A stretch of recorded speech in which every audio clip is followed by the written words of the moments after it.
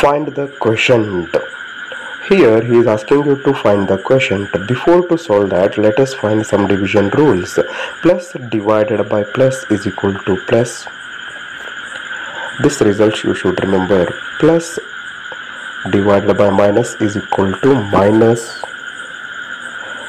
Third one, minus divided by plus will always give you minus. The next one is minus divided by minus will always give you plus. Remember, these are the very important results. I'll rewrite it one. Plus divided by plus is equal to plus. Plus divided by minus is equal to minus. Minus divided by plus is equal to minus. Minus divided by minus is equal to plus. These results are very important to find the quotients. Remember that these are called as division rules. Just to remember them.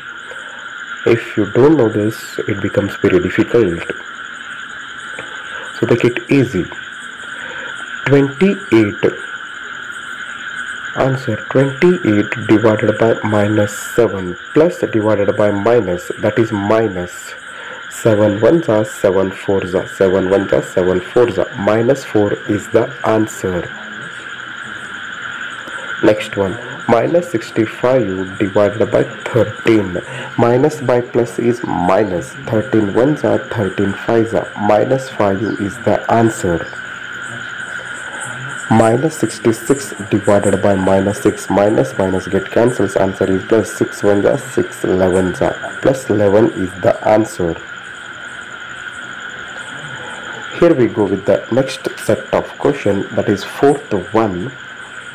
Let's see what is the fourth question.